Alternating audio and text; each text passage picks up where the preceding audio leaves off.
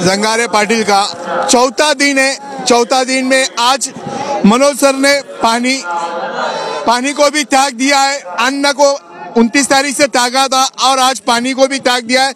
उसी के साथ हमारे साथ कुछ पूना के खाना बांटने के लिए पूना की टीम आई है। हम उनसे जानने की कोशिश करें। आपका अपना नाम बताइए। साईनाथ गव्हाणे पाटिल। आप कहाँ से आए हो? पूना से डिंगरजवाड़ी हमारा गांव है, जिला पुणे, तहसील शिरूर, उधर से लोग आए। छत्रपति संभाजी महाराज के बलिदान स्थल से नजदीक से हम आए, उस पुण्य भूमि से हम आए। तो आपने सामान क्या क्या सामान लाया? और हमने सब जो चावल, आटा, तेल, मसाला पाउडर, मिर्ची पाउडर, पोहा, आटे के कट्टे, बिस्किट, पानी बोतल, ये सब जो सूखा सीधा है वो लेके आए हम लोग हमारे गांव की तरफ से। सब जो गांव के लोग हैं उन्होंने सब पैसा इकट्ठा किया, ये सामान दे के सब गांव की तरफ से, हमारे डिंगरजवाड़ी गांव की तरफ से हम आए। और कुछ बताइए। और जब तक ये सब हमारे मराठा समाज के लिए चल रहा है, हम सब मराठा है और मराठा समाज का ये बहुत समस्या बड़ी है और ये जरांगे पाटिल लड़ रहे हैं। मैं पूरे महाराष्ट्र के मराठों को आह्वान करूंगा कि आप इनके साथ रहना चाहिए, क्योंकि हमारे बच्चों के शिक्षण रहेगा, शिक्षण की जो कुछ आरक्षण है, ये समस्या बहुत विकट हो रही है।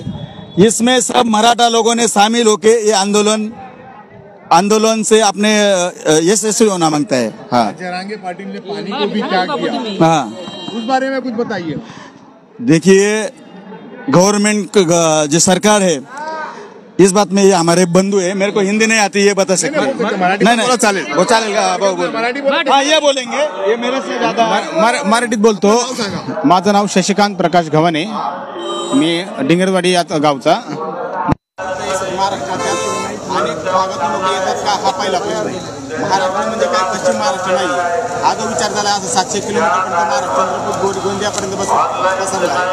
त्याची आर्थिक सामाजिक परिस्थिती अतिशय विषमता आहे। फक्त उच्चवर्णीयात जन्म आला म्हणून आपल्याला आरक्षण किंवा सामाजिक आर्थिक कुठल्याही सर्वोच्च गोष्ट नाकारली जाते, हे सरकारने लक्षात घ्यावं। कारण असं 95 साली खत्री आयोगाने निर्णय दिला होता, कुणबीला आरक्षण दिलं, पण तिथं मराठ्यांनी दिलं नाही। तिथे एक मराठ्यांचं आरक्षण राहिलं। 2004 साली मोहिते मॅडम वारल्या, त्याच्यानंतर न्यायमूर्ती बापटांनी तिथं विरोधी मतदान केलं आणि तिथं मराठी आरक्षणाचा मुद्दा फसला गेला।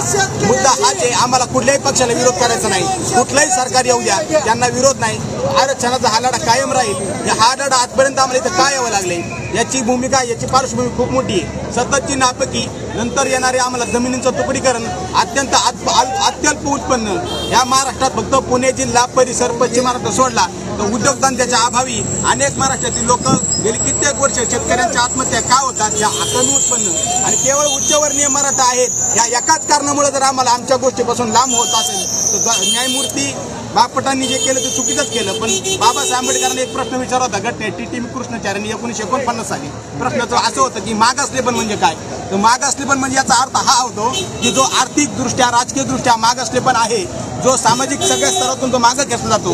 आज पश्चिम मराठा तुम्ही बघू नका, ते सहकार क्षेत्रात मोठे म्हणून सरकार काय करतं की मराठा उच्चवर्णीय हा गायकवाडचा आयोगाचा अहवाल तुम्ही झटवून लावता। पण मुळात तुम्हाला जर मराठा बघायचा असेल, मराठ्यांची सगळ्यात जास्त लोकसंख्या मराठवाड्यात आहे। तुम्ही 52 डिग्री सेल्सिअस मध्ये काय उगवणार? तुमची 1 एकर जमिनीवर तुम्हाला पाणी नसेल तर कुठला माणूस जगू शकतो? जगण्याच्या मूलभूत गरजे पाहिजे मुंबईचा मराठी माणूस जर येत असेल तर त्याचा कुठल्याही सरकारला त्रास होऊ नये। आमचा विरोध सरकारला नाहीच, आमच्या हक्काचा लढा, आमच्या ज्या जाणीवा आहे त्या मुंबई तरी तुम्हाला काम फुटत नाही, याचं तुम्ही कुठंतरी उत्तर शोधलं पाहिजे। आणि जर तुम्हाला समाज म्हणत तुम्ही खरं तर लोकनेते असेल तर हा प्रश्न नक्की सोडवला पाहिजे। कुठल्याही समाजाला हाऊस म्हणून आणि पोरकटपणा म्हणून इथं आलेला नाही, हा पूर्ण ज्ञानी माणूस इथं आलेला आहे। जो माणूस स्वतःचं उपोषण करतो तो काहीतरी अभ्यास करून आलाय, मुद्द्याला किंवा चर्चेला तुम्ही समोर यायला पाहिजे, काही ना काही तोडगा काढायला पाहिजे। हे एका सुजाण राज्यकर्त्याचं लक्षण आहे, ते कुठंतरी सरकारकडून दिसत नाही। आम्हाला कुणावरही टीका नाही करायची, आमच्या हक्काचा आम्हाला मिळू द्या। या घटनेत तरतुदी जर कोणावर अन्याय होत असेल तर आंदोलन हा मार्ग आहे आणि या आंदोलनाच्या मार्गापायीच आम्ही इथं आलेलो आहे। सुप्रीम कोर्टाचे आदेश आले त्याचे नक्कीच आम्ही पालन करू, पण जी आमच्या पोटाला वर्षानुवर्ष आम्हाला झटका बसतोय, आमच्या पूर्वजांनी या लढून हा महाराष्ट्र उभा केला, त्यांच्या कामाने हा उभा राहिला, परंतु त्यांच्या पुढच्या पिढ्या अतिशय खाण्या वाचून जर त्यांच्या हाल होत असेल आणि मराठवाडा जालना पुढं विदर्भ ह्या भागातल्या मराठ्यांचं खरंच हाल आहे मित्रांनो. आणि एक कुठला तरी भाग चांगला आहे सदन, मग एक अंग मजबूत आहे दुसऱ्या अंगाला काहीच नाही असं म्हणून जर तुम्ही आरक्षण नाकारत असाल ही समस्त चुकीची भूमिका आहे. कुणालाही या मराठ्यांचा विरोध करायचा नाही. तुम्ही हक्काचं द्या, आम्ही निघून जाऊ. इथं यायला पोर खेळ नाही. हे आंदोलन म्हणजे माझ्या मारायला लोक इथं आलेले नाही. इथं एक माणूस 15 दिवस उपोषण करतो आणि तरी सरकारला जाग फुटत नाही. अहो तुम्ही माणसं आहे, आम्ही माणसं आहे, एका देशात राहतो, एका राष्ट्रात म्हणतो आपण जय महाराष्ट्र म्हणतो, छत्रपती शिवरायांचं नाव लावतो, त्या सरकारवर आपण निवडून देतो. आम्हाला काय विरोध करायचे तुम्ही समजून घेतलं पाहिजे. समाजमानाच्या भावना एवढंच आमचं म्हणणं आहे. हा लढा चालूच राहील.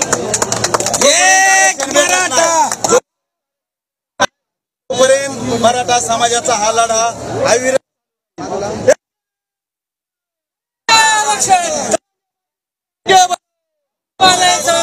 धन्यवाद. एकच म्हणणं आपलं डॉक्टर आंबेडकरनं यायला फक्त आरक्षण कोणाला पाहिजे, मग 10 काऊन बाकीच्या नाही. डॉक्टर आंबेडकरनं द्यायला नाही. कोणाला विचारा कोण्या शास्त्रामध्ये जा, मग 10 वर्षाच्या बाद आता काऊन नाही बोलला. बाकीच्याला पाहिजे का नाही. लोकित द्यायला रे बाबानं, शिवाजी महाराजानं, सगळ्यांनी. आज काऊन आम्हाला नाही, आज आम्हाला काऊन नाही सांगा, जबाब द्या तुम्ही. आज काऊन नाही त्या लोकांना दिलं ना. बरं 10 वर्षाची बोली होती ना, आंबेडकरनं बोली केलेली होती ना. मग आता तुम्ही काऊन बायमान वाले. कोणतं चॅनल तुमचं सर? कोणतं आहे विचारा. फेसबुकमध्ये लाईव्ह आहे आपलं लोकित. एवढंच हो यांचं सांगा, यांचं कोणतं घ्या की परिस्थिती हाताबाहेर फेसबुकमध्ये हाच नाव आहे. आमच्या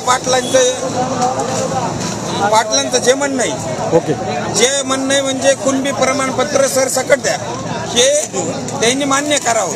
नसता परिस्थिती हाताबाहेर जाईल हे आपल्याला विषय हा त्याला फडणवीस साहेब जबाबदार राहतील. आज हाईकोर्ट ने ऑर्डर दिया है कि आजाद मैदान में जो आंदोलन चल रहा है गलत है. इनको 24 घंटे में प्रशासन को और पुलिस प्रशासन को कहा गया है 24 घंटे में आजाद मैदान और जो भी VIP रोड है उसे खाली किया जाए. मैं लोकहित से शफीक खान, जय हिंद, जय महाराष्ट्र.